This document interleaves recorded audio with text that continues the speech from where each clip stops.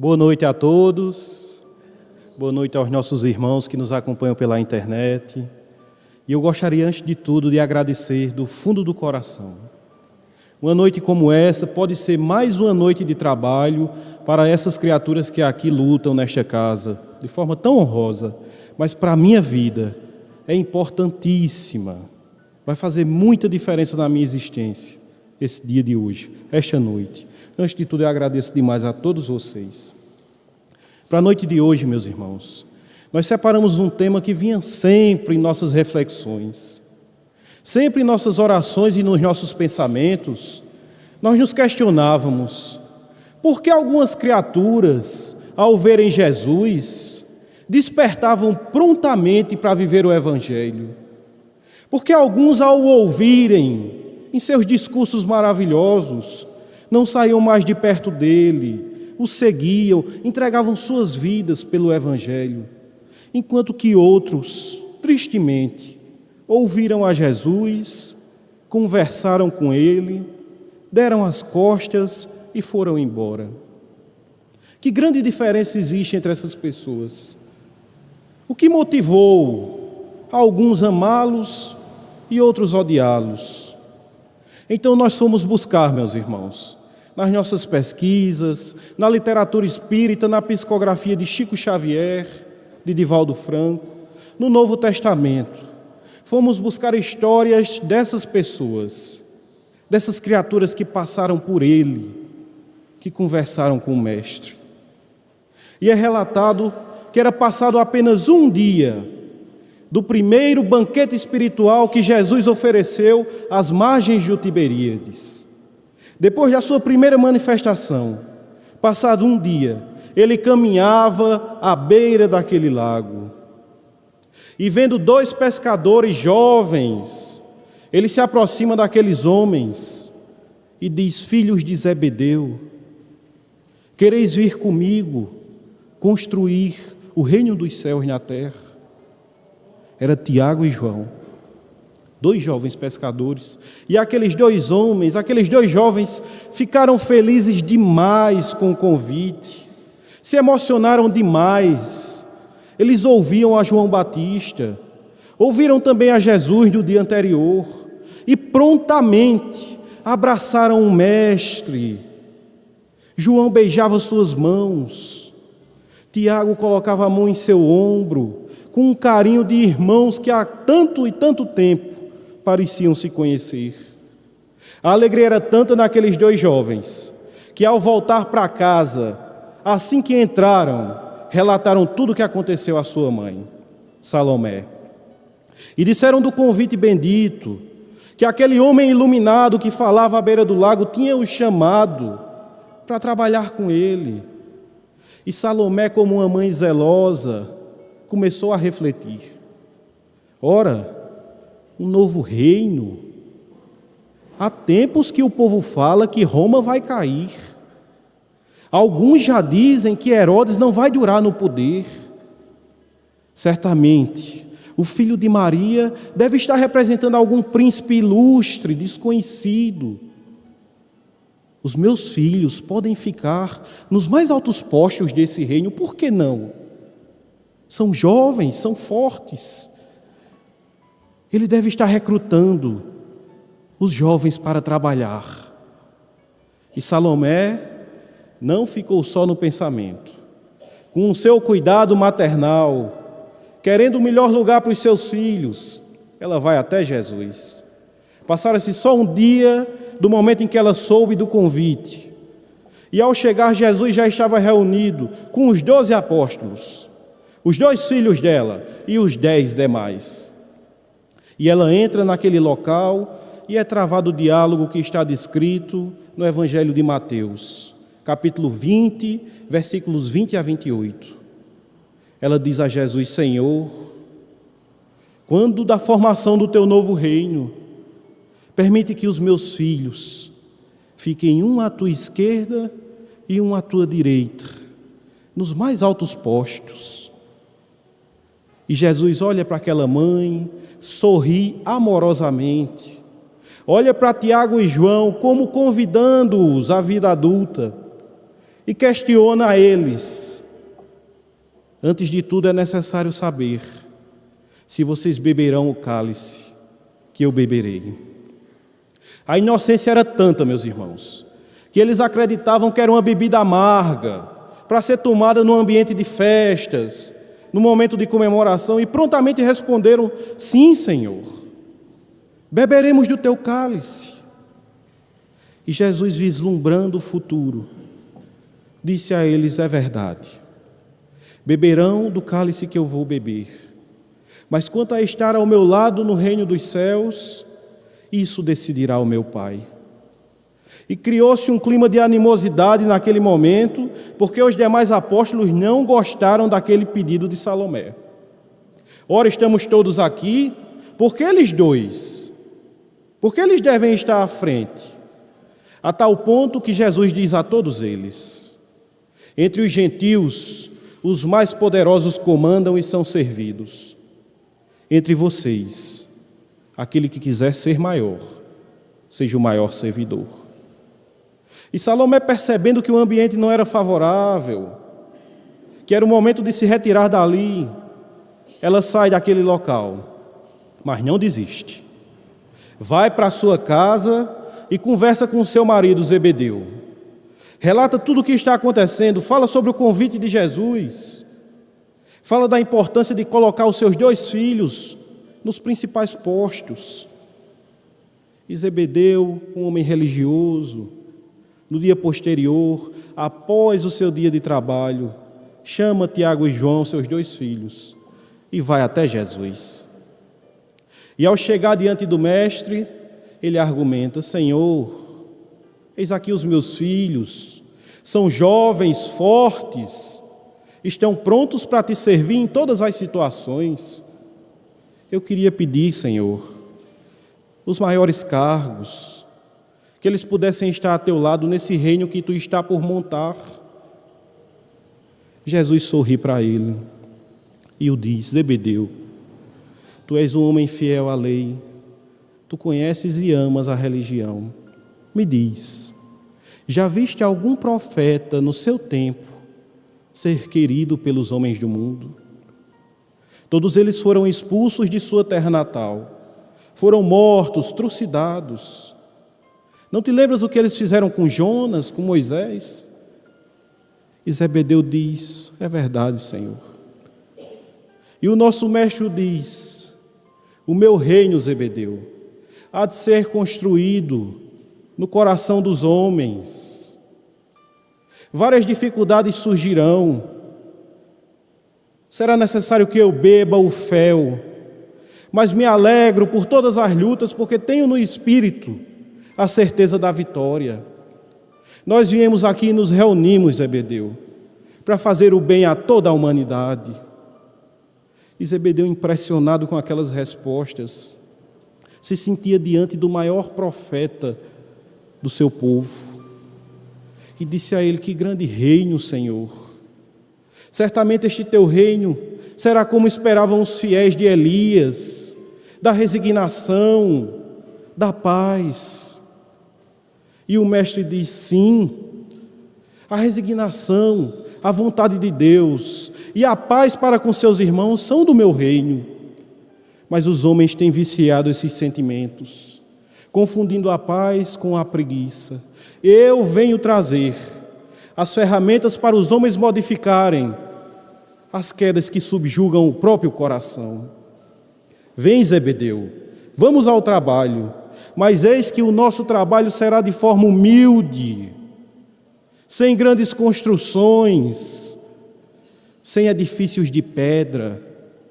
Construiremos na alma de cada criatura que encontrarmos. As pessoas não vão nos compreender, muitos serão perseguidos. E Zebedeu, impressionado com aquelas respostas, disse: Senhor, que reino maravilhoso é esse, mestre? Nós iremos te seguir com todas as nossas forças. Eu e meus filhos, nós iremos, Senhor, conseguir inúmeros fiéis para ti. Vamos aumentar em muito o número dos que te seguem. E Jesus o diz: Zebedeu, Por agora, a nossa causa não é a do número. O mal, a mentira, a iniquidade precisa de exércitos enormes para subjugar as pessoas. Mas o reino dos céus, Zebedeu, precisa tão somente de um coração e é feliz com ele, porque apenas um coração voltado para Deus ilumina toda uma região. E Zebedeu chora com a resposta, se emociona, ajoelha-se diante de Jesus em pranto. E Jesus o diz: levanta, Zebedeu, levanta. Os filhos de Deus têm que estar de pé para o bom combate. E aquele velho homem levanta-se ainda chorando e diz: Senhor, os meus filhos são teus. Pega na mão do Senhor e umedece as suas mãos com as lágrimas. Jesus afaga os seus cabelos e diz: chora, Zebedeu, porque as tuas lágrimas são benditas e formosas. Tu temias a Deus, conhecias a lei dos homens. Agora tu conheces um Deus que é Pai, que é amor. E aqueles dois filhos, meus irmãos, Tiago e João, que Zebedeu anunciou serem de Jesus, seguiram sua caminhada servindo ao Mestre. Caíram, mas levantaram-se para servir. Tiago, com sua voz inflamada, com seu discurso forte, após o fenômeno de Pentecostes, saiu pelo mundo pregando. Foi falar nas distantes terras espanholas. E ao voltar para Jerusalém, as ameaças eram muitas. Tu não poderás falar sobre este tal de Jesus. E ele não se calava, meus irmãos, a tal ponto que Herodes manda decapitá-lo. E João, o seu irmão mais novo, é conhecido como o apóstolo que Jesus muito amava. Acompanhou Maria nos últimos anos de sua vida. Pregou o evangelho com todas as suas forças. Foi preso, foi à ilha de Pátimos. E constantemente os romanos tinham que trocar a guarda porque os soldados se convertiam a Jesus. Ao conversar com João, morreu de velho, meus irmãos. E quando as suas últimas forças estavam se esvaindo e ele quase não conseguia mais falar, ele dizia tão somente: meus filhinhos, amem-se uns aos outros. E foram fiéis por toda a sua caminhada. E é importante nós termos esses exemplos e não nos distanciarmos muito deles. Porque nós podemos pensar: mas era João, era Tiago, São João, São Tiago, os apóstolos. Meus irmãos, aquele corpo de apóstolos era o arquétipo da humanidade. Eles carregavam consigo os defeitos. Jesus chamava Tiago e João de filhos do trovão. Eram explosivos, perdiam a paciência. Só que eles seguiam em frente, meus irmãos. Eles se apresentaram ao Senhor com os próprios defeitos, com muito a ser corrigido, e choraram por muitas vezes quando erravam, mas seguiam em frente, porque Jesus não espera que venha servi-lo criaturas completamente iluminadas. O Mestre espera corações voltados a Deus, que quer ajudá-lo no trabalho de transformação do mundo, se transformando também.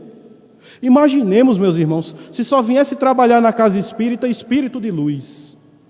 Se só tivesse encarnado aqui as criaturas luminares que vieram ao mundo, quem ia ficar, meus irmãos?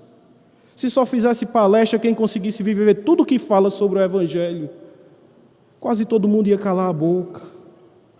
O Mestre espera de nós o coração voltado a Ele, a boa vontade para trabalhar. Nós vamos nos enganar muitas vezes. Nós vamos vir ao centro, beber neste fluido maravilhoso que existe nessa casa, e por muitas vezes entrar no carro e discutir. É da nossa natureza.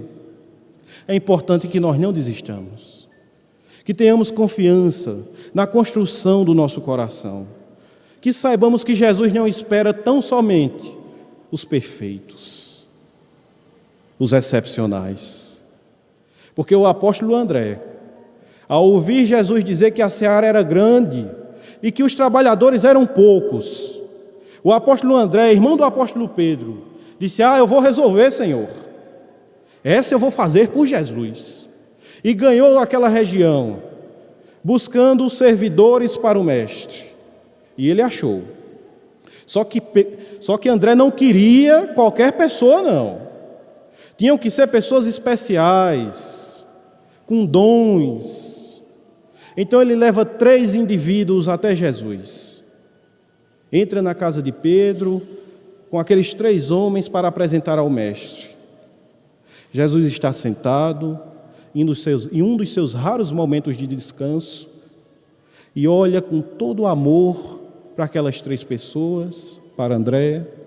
E André se adianta dizendo: Senhor, eu te trouxe trabalhadores especiais.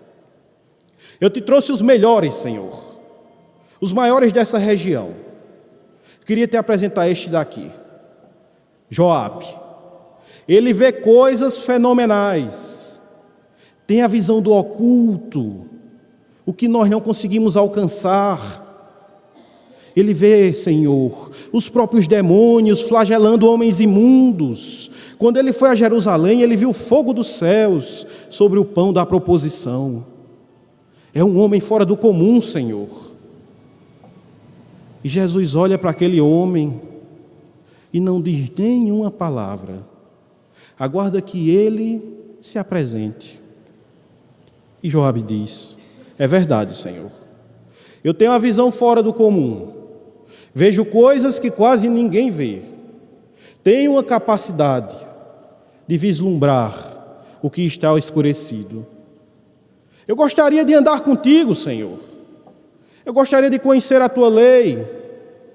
Mas eu queria te adiantar que eu não queria que muitas pessoas ficassem sabendo.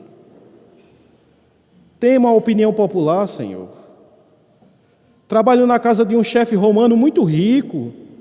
Ganho um salário compensador. Se eles souberem por lá que eu ando contigo, vão me demitir. Passarei necessidades. Eu não posso vir muito.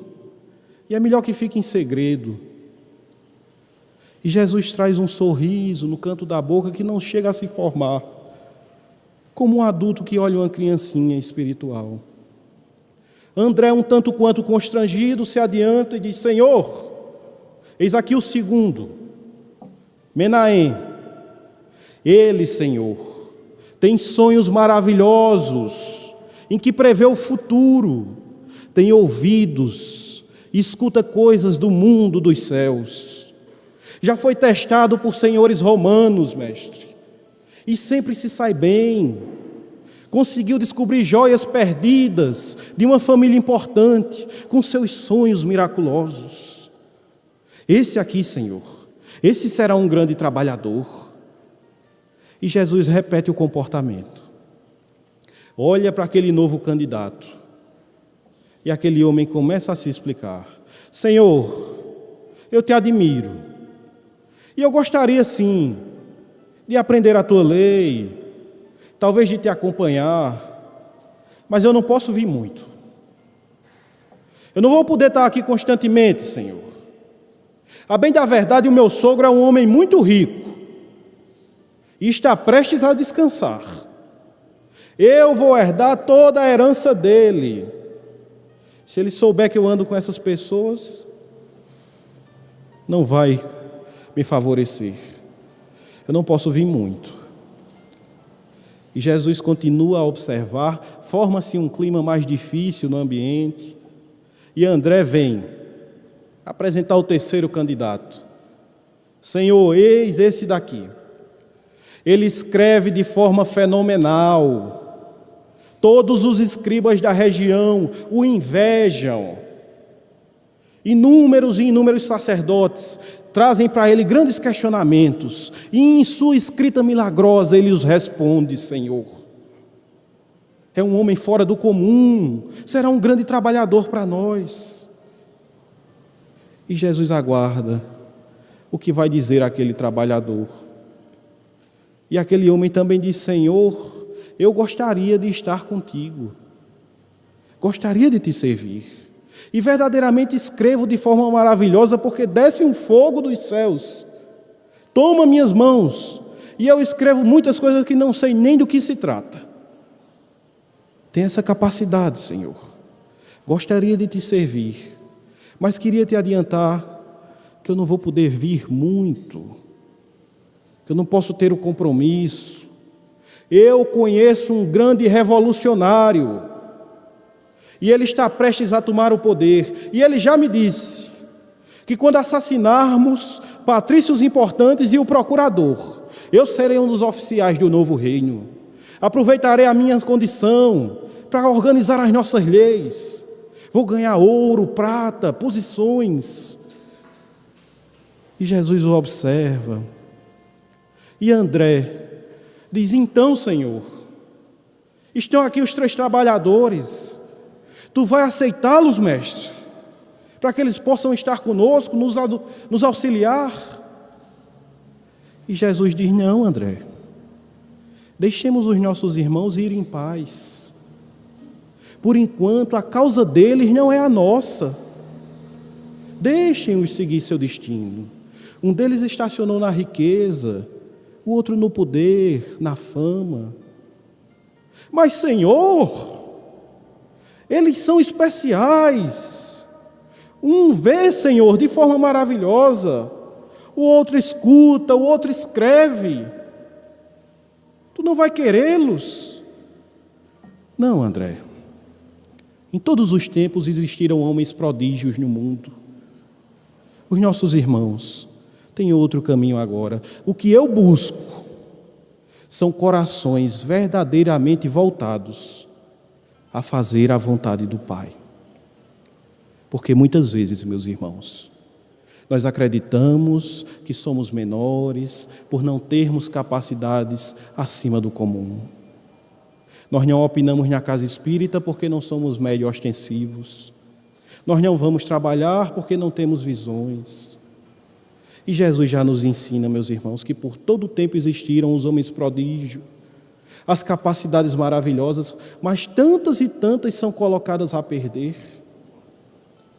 Quantos médios nós já não vimos cair na estrada? Muitos deles fazem de sua caminhada um sacerdócio e servem a Jesus com suas capacidades, mas tantos caíram na vaidade. Capacidades fora do comum não são essenciais. O que Jesus quer é um coração, meus irmãos. O que o Mestre espera de nós é vontade verdadeira de transformar a nossa alma em um pequeno pedaço desse reino dos céus que Ele veio trazer. É isso que Ele espera, e não acreditemos, meus irmãos, quando qualquer criatura tente dizer que não somos capazes de caminhar em direção da luz. Um dia seremos anjos e nós já sabemos disso, porque essa doutrina maravilhosa nos esclarece. Viveremos nossos problemas, vamos chorar, vamos cair por muitas vezes, mas vamos seguir em frente, assim como Jesus espera que nós façamos. Qualquer casa religiosa, seja de que âmbito for, que disser a você: vem, meu filho, entra aqui que acaba todos os problemas, vem ser feliz aqui porque aqui tudo está resolvido, é mentira, meus irmãos. É mentira, que Deus me perdoe, isso não é de Deus. O Senhor não negocia benesses com os seus servidores. É importante que nos entreguemos por amor, por vontade de servi-lo, por querer nos modificar. Assim Jesus espera a nossa atitude. E Ele sabe muito bem que nós ainda vamos cometer inúmeros erros, porque os próprios apóstolos cometeram. O apóstolo Pedro, a quem Ele disse: apacenta as minhas ovelhas, era um grande trabalhador, um grande servidor do Mestre. Após o assassinato de Jesus, Pedro segue trabalhando de forma mais profunda, ainda com mais amor. E ele servia em uma casa em Jerusalém que era aberta para atender a escória da humanidade. Os doentes em que ninguém quisesse mais atender, que ninguém quisesse por perto, iam para aquela casa em que Pedro e os apóstolos trabalhavam. E Pedro lá servia com todas as suas forças. Mas um dia ele estava se sentindo cansado de ser bonzinho. Quem nunca sentiu isso? Quem nunca achou que o mundo estava de tal forma que não valia a pena ser bom, ser justo? Pedro também sentiu. Eles se parecem conosco, meus irmãos. Andaram com Jesus, ouviram da boca dele. E naquele dia, naquela casa de socorro e oração, Pedro não estava tolerando nada. Talvez pelo cansaço, talvez pelas mentiras contínuas das criaturas que lá chegavam, dos que eram tratados e roubavam as poucas coisas que tinham por lá, dos que iam até lá e falavam mal no meio do povo. Pedro naquele dia não suportava mais. E eis que justamente naquele dia, vem chegando um homem aleijado dos 2 braços, com seus braços secos para cima, suplicando ajuda.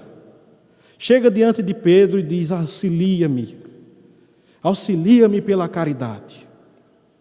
E Pedro diz a Zenon, um dos seus assessores: estás vendo esta criatura? Vê? É Roboão, é o que se embriagava e espancava a mãe. Agora me diz se esse castigo não é pouco. Sai da casa do Senhor, retira-te da minha frente, não ocupa minha atenção, aqui não é teu lugar. E aquele homem se retira sem ajuda, e não demora muito, e vem uma mulher, quase não consegue caminhar, porque o seu corpo é uma chaga viva, feridas debaixo, na sola dos pés, fazem com que ela pise com dificuldade. Nada restou de sua feminilidade. Faltavam tufos de cabelos na cabeça e feridas sangravam. Apenas um olho ainda tinha visão.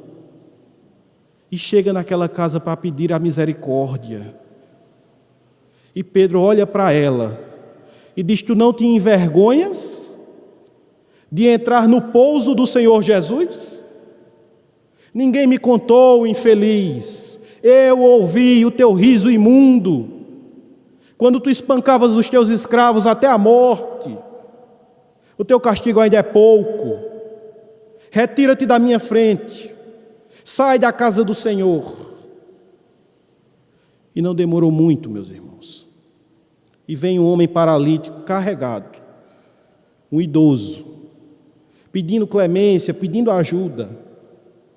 E o apóstolo Pedro diz a ele: o grilhão dos teus pés são as lágrimas das tuas vítimas, porque a tua riqueza foi feita explorando a viúvas e a crianças. O que tu passas ainda é pouco, e sai da minha frente, porque aqui não é lugar para gente como ti. Sai da minha frente. E cada criatura que entrou naquela casa nesse dia, meus irmãos, ouviu de Pedro as mais duras verdades. Parece ou não conosco? Eu só digo a verdade. E lançamos petardos negros, explodindo o coração dos nossos irmãos. Hoje ele vai ouvir. E a criatura vem, enxagada da alma, querendo um conforto, e recebe uma flecha. Parece muito conosco. E todos os que ouviram de Pedro essas reclamações, ouviram, calaram-se e foram. Como todos os momentos difíceis da vida passam, aquela tarde terminou. Já era noite, o crepúsculo, a névoa noturna já invadia a sala. Pedro estava sozinho, suarento, cansado, já querendo ir embora, e naquele instante entra um viajante naquela casa, muito humilde, descalço, as suas mãos sangravam, e Pedro notou que alguém entrou, mas não lhe dirigiu a palavra. E aquele viajante docemente vai até Pedro e toca no seu ombro. E só aí o apóstolo fala: o que tu vens aqui uma hora dessa? Quando já terminou a hora de trabalho? O viajante se mantém calado. E Pedro continua: avia-te, fala logo o que queres, tenho pressa. O viajante mantém o silêncio. E naquele instante, Pedro olha para as mãos daquele homem e vê desabotoado em suas mãos as rosas de sangue. Olha para os seus pés e lá estavam ainda os buracos vivos que os cravos da cruz deixaram. Ele olha nos olhos daquele homem e vê refletido o fulgor das estrelas. Reconhecendo-o, Pedro se ajoelha chorando e diz: Senhor, Senhor, o que queres do teu servo, Senhor? Jesus afaga a sua cabeça e em voz triste diz: Pedro, nós não viemos cuidar das almas sãs.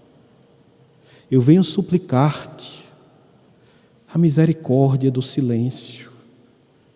Quando não tiveres nada bom para falar, Pedro, eu venho suplicar aos necessitados da minha esperança a misericórdia e o amor.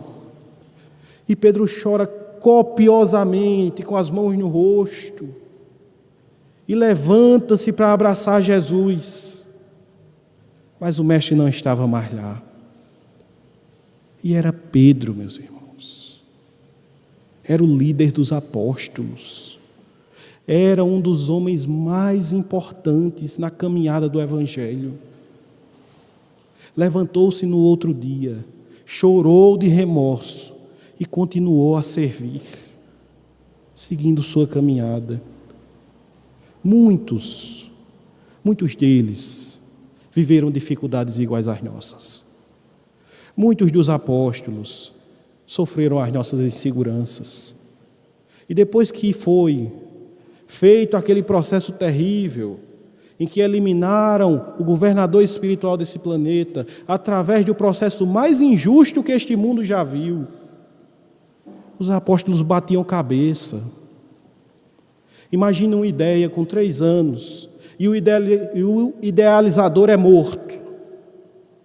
Eles se questionavam, mas como pode? Ele era o representante de Deus, foi humilhado no meio da rua. Por que não desceram falanges de anjos para salvá-lo? A fé cristã balançou, meus irmãos. E o barco da fé cristã só não afundou por conta de um coração feminino. Uma criatura tão iluminada que vê seu filho ser assassinado e consola os demais que estão próximos a ela. Nós a conhecemos por alguns nomes. Alguns a chamam Mãe dos Céus, Mãe Santíssima. Outros a conhecem por Maria de Nazaré. E só de pronunciar este nome bendito, a energia de qualquer lugar se modifica. Porque ela, meus irmãos, ela foi o porto seguro da fé. Quando os apóstolos não sabiam o que fazer, recorreram à mãe. E é relatado no livro Lázaro Redivivo, que o apóstolo João foi até a humilde casa em que Maria estava, para anunciá-la que o mestre foi detido. E Maria recolheu-se em orações, pediu a Deus que libertasse o seu filho dessa situação terrível, confiava no Pai. Afinal de contas, Jesus era o mensageiro divino. O seu filho nunca fez mal a ninguém, respeitava a lei. Ela acreditava verdadeiramente que a intercessão divina retiraria Jesus daquilo. Mas passam algumas horas e João retorna. As notícias não são boas. O mestre foi encarcerado. E Maria retorna à oração. Ela gostaria de ir lá, falar com aquelas pessoas, mas quem iria ouvi-la?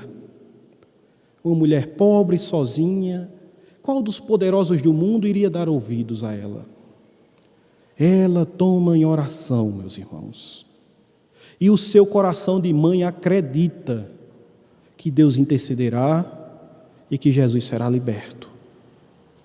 E não passam muitas horas, João chega novamente. Relata a ela que os sacerdotes acusaram ao Senhor. E que Pilatos entre os dispositivos da lei e as exigências do povo, enviou Jesus até Herodes. Maria não suporta mais. Envolve-se em seu manto simples e sai à rua. Vai até seu filho. Acompanhada de Maria Madalena, ela chega nas cercanias do palácio de Herodes. E ao entrar lá, ela encontra Jesus. Vestido numa túnica ridícula, segurando um caniço imundo na mão que simulava um cetro, uma coroa de espinhos cravada em sua cabeça, o rosto lavado em sangue, 70 chibatadas, 35 nas costas, 35 nas pernas.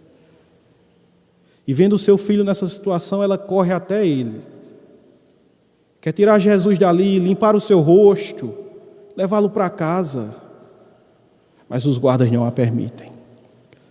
E naquele instante o mestre lhe endereça o olhar mais significativo de toda a existência. Maria compreende que ele a está convidando à oração e à fé em Deus. E acompanha o seu filho ser enviado novamente para Pilatos. A multidão acompanha o condenado divino. Ela vê pessoas que Jesus ajudou gritar impropérios em sua direção. Tenta se aproximar do seu filho, mas não é permitido. E quando aquela multidão estanca diante do governador, ela acredita do fundo do coração de mãe que Deus intercederá naquele juiz e que Jesus será liberto.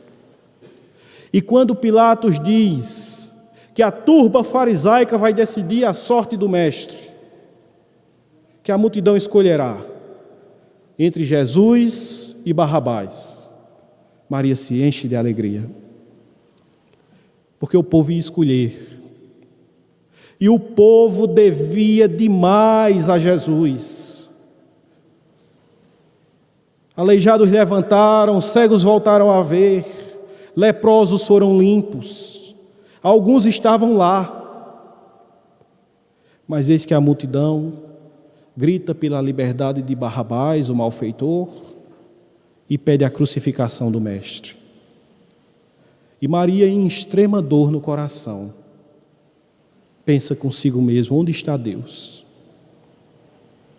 Onde está Deus que não me ouve as preces? Onde estão os anjos de luz e suas promessas maravilhosas? Por que tudo isso? Ela vê o seu filho carregar aquele madeiro infame, tenta ajudá-lo, mas os guardas que a rodeiam, um condenado divino, não permitem sua aproximação. E naquele instante, Maria de Nazaré lembra-se de Abraão, que por ordem de Deus levou o seu filho Isaque para matá-lo em cima de um monte para demonstrar fidelidade. E no último instante, Deus diz que ele retorne, dando uma ordem contrária. E Abraão volta triunfante com Isaque nos braços. E Maria acredita que vai ser assim com ela, como foi com o pai da raça. Que Jesus descerá do Gólgota, triunfante, para o seu coração de mãe.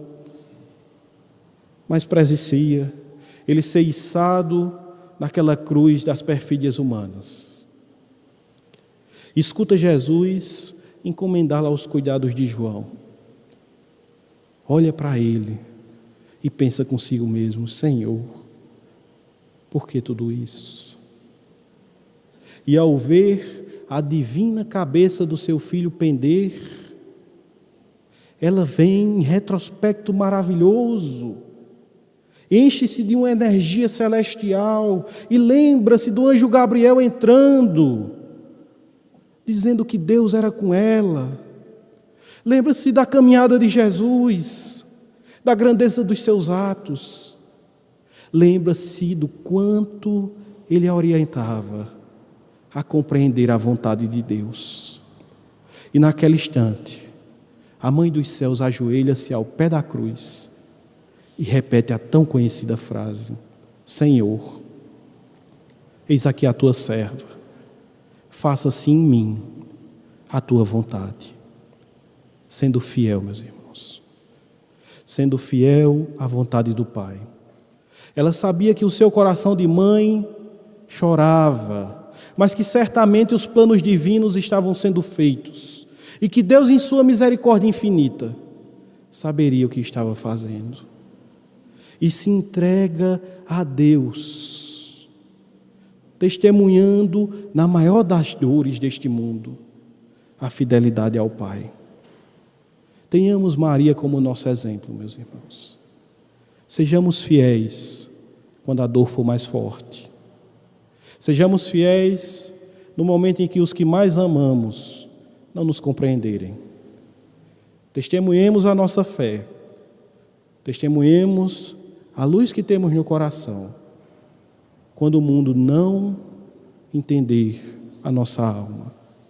Sejamos fiéis mesmo diante da luta insana de ter que devolver a Deus um filho antes de nós mesmos irmos.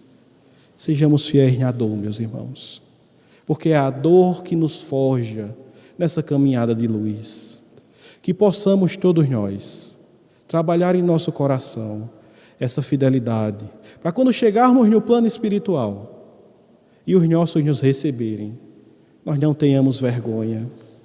Que possamos dizer: aqui está o meu trabalho. É muito pouco porque eu sou muito pequeno. É tudo o que eu consegui fazer. Para que possamos, meus irmãos, diante de tudo isso, diante da fidelidade, encontrarmos a paz dos que caminham nos caminhos de Jesus. Eu gostaria do fundo do meu coração de agradecer a todos vocês a paciência e pela noite de hoje. E que Jesus esteja em cada lar aqui representado, hoje, agora e sempre. Muito obrigado a todos.